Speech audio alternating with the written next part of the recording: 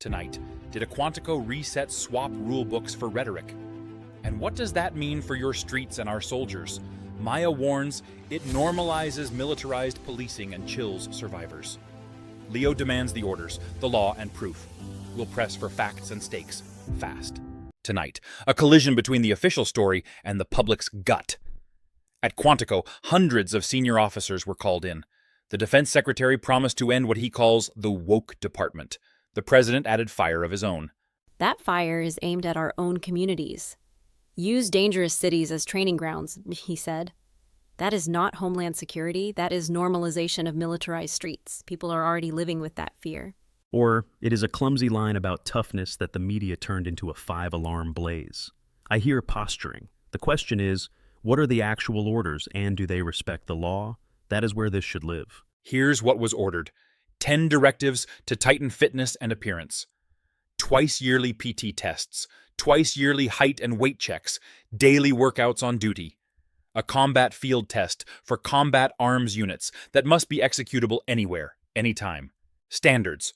Return combat jobs to the highest male standard, with gender-neutral, age-normed criteria tied to current male benchmarks. Beards largely rolled back, special forces accepted. And a reversion to 1990s era appearance rules. And he said basic training should be scary again, authorizing shark attack style tactics and profanity. That is not toughness. That is reenacting trauma and calling it discipline. We have decades of lessons we are tossing aside. Basics should be hard. War is worse. The line is abuse. If commanders enforce standards without crossing that line, morale can rise, not fall. But they need clarity and oversight, not vibes and slogans. Oversight changes are part of this. The Inspector General and Equal Opportunity Systems will be overhauled under a no more walking on eggshells mantra. Hegseth said frivolous, anonymous, or repeat complaints would be curtailed. That will chill real complaints. Survivors already face retaliation. Narrowing EO and IG access under the banner of speed gives bad leaders cover. The message sounded like stop bothering the boss, not fix the problem. Or it stops weaponized gripes. I have watched petty, anonymous complaints bog units down. We can safeguard against harassment and racism, and also demand that people shave and pass a run. Both can be true. On law and warfighting, Hegseth vowed to loosen rules of engagement, untie the hands of our warfighters, and warned enemies they would be crushed by violence, precision, and ferocity, punctuated by the slang FAFO. He paired that with diversity is our strength being an insane fallacy. That is not a stray line. It tells women, racial minorities, queer troops, your service is discounted unless you fit a mold from 30 years ago. He also said racism and sexual harassment remain illegal and will be ruthlessly enforced. If standards are one bar for all, that is equality. The culture war framing courts outrage, but the end state could be cleaner. One test, one cut line. There is legal restructuring too. Many prior Pentagon lawyers were reassigned or removed, and Hegseth's personal lawyer, Tim Parlatore, was commissioned as a Navy commander to steer legal advice toward greater command latitude in combat cases. That is a red flag. Commissioning your personal attorney to shape the laws of war inside the building, that blurs independence. It invites leniency where accountability matters most, civilian harm and battlefield crimes.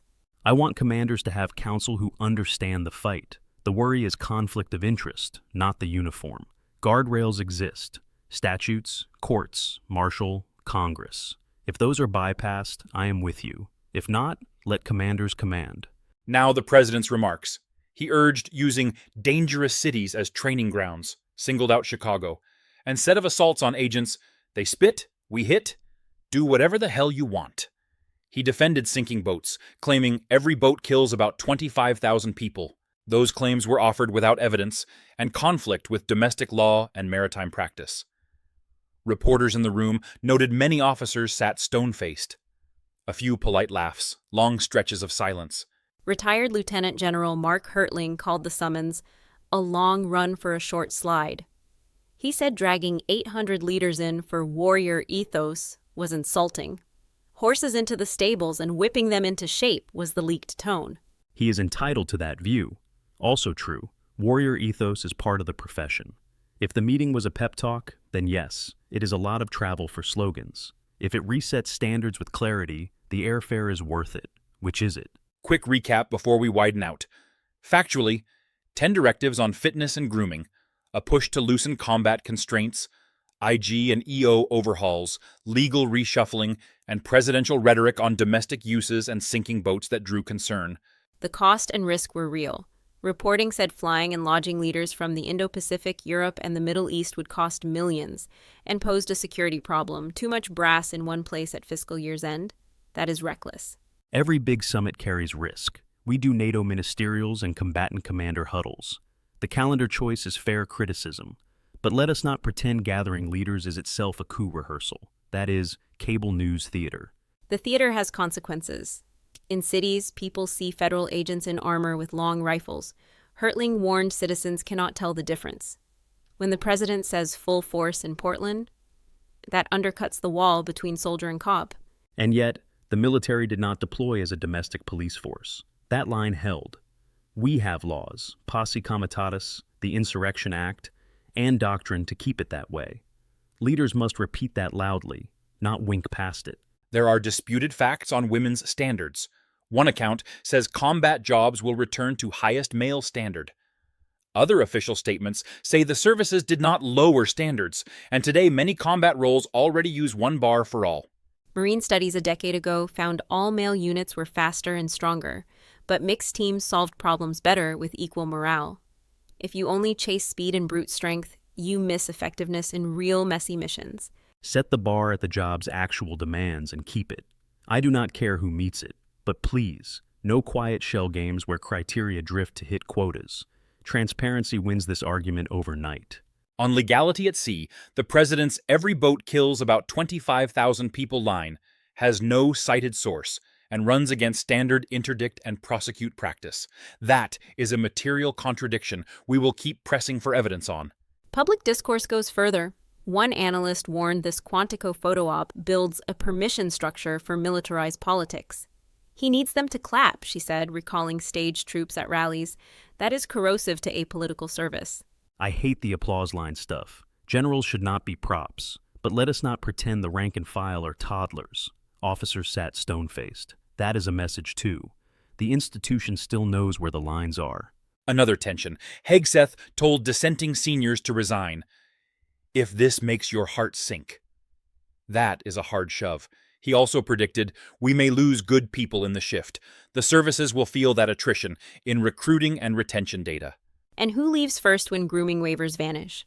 Black men targeted over razor bumps. Who leaves when reporting channels narrow? Women, queer troops, anyone who has relied on EO? You are shrinking the force and skewing who stays. Or you keep people who want to be in a warrior profession and meet clear standards. The waiver point is practical. Expand medical exceptions where real, enforce the rest. That is not discrimination. That is adult leadership. Public critics also flagged the bill. One report put travel and lodging at millions, plus a risk of leaders stranded if a shutdown hit. Whether that cost bought real readiness or just optics is a core, unanswered question tonight. On cities, Jessica Tarlov made the civic point. States run their own security, courts limited deployments in Los Angeles to guarding a building. This is not one man's sandbox. Federal muscle cannot bulldoze local control on a whim. Agreed. Federal forces need invitations or clear statutory authority. When the president riffs, they spit, we hit. He makes cops' jobs harder, not easier. Responsibility starts with the words from the top. We also heard a Chicago snapshot. A delivery man cursed at masked ICE officers. They chased him. He got away. That anecdote became a symbol of escalation. Stories like that are shaping how this Quantico rhetoric lands at street level. Illinois's governor put numbers on it. 60% of the individuals that ICE has taken in Illinois this year have no criminal convictions. He called federal agents firing on journalists authoritarianism. That is a constitutional alarm bell. And ICE disputes those characterizations, which is why we need clean public metrics. Who is arrested for what, with what due process? Sunlight beats slogans, on both sides. Otherwise, every clip becomes a Rorschach test. There is also chatter about firings and billet cuts. Some outlets tallied senior officers removed and 4-star slots trimmed by at least 20%. Those reports are not part of the official Quantico brief, but the fear colored the room. Fear plus secrecy is how you corral compliance. Even the summons was vague. One retired officer said he used to prep a dossier for any trip. Purpose, stance, counterpart maps. Here, many flew blind for a pep talk and a photo op. If it was a photo op, it was a costly one. If it was a reset, leaders deserved a real agenda. Either way, the system relies on trust. You earn it with candor. That starts with releasing the directives in full, line by line. Zooming out, proponents call this a return to lethality. Critics call it political theater with legal risks. Both agree the stakes are high: culture, readiness, and the boundary between military force and domestic life. And that boundary is fragile. Once you tell a cop or a soldier, do whatever the hell you want, you invite unlawful force. Looser rules abroad plus swagger at home is a recipe for tragedy and for losing hearts and minds. Command latitude is not a blank check. Good rules of engagement save lives, ours and theirs. You can be aggressive and lawful. The adult answer is rigorous training and after-action reviews, not one-liners about smashing enemies. We should also flag the diversity fight. One side says standards should be blind to identity. Another says identity-blind rules can hide bias in design. The Marine study suggests effectiveness is more than a sprint time or deadlift number. Exactly. Raise standards tied to mission, not nostalgia. Keep the pipeline open to talent. If women already meet Ranger and fighter requirements, stop using them as a punching bag for culture wars. War does not care, he said. Then act like it. And publish the standards. Show the validation studies. If the bar is a ruck at combat weight in a set time, so be it. If you can do it, you are in. If not, you are not. Fair, transparent, and enforced beats rhetoric every day. One more recap to set our close. The Quantico push tightens fitness and grooming, loosens combat constraints, reshapes oversight and legal advice, and came wrapped in presidential rhetoric that jarred with law and norms. The fallout begins now. Fallout looks like more resignations, chilled reporting, and a force that is older, whiter, and smaller. It looks like communities bracing for optics-driven deployments. It looks like cameras, not care, guiding policy. Or it looks like a course correction on fitness that was overdue. The fork depends on execution. Put the directives in public, pair them with clear legal guidance, and stop with the tough guy riffs. Do the work, skip the show. We will watch three things: how services rewrite standards, how EO and IG caseloads change, and whether commanders' legal discretion expands without erasing accountability. Data, not applause lines, will tell this story. And we will listen to the ranks. If recruits break more, if reporting drops, if retention dips among women and minorities, that is the truth behind the podium. It will not be hidden for long. Also, listen to families. If training is harder and safer, tough and smart, that is a win. If it is just louder, not better, families feel it first. They always do. The military is not a backdrop. It is people carrying the rest of us. Next time, we will dig into the legal red lines. Posse Comitatus, the Insurrection Act, and what commanders can and cannot do on American streets. Because after Quantico, the law is not a footnote, it is the plot.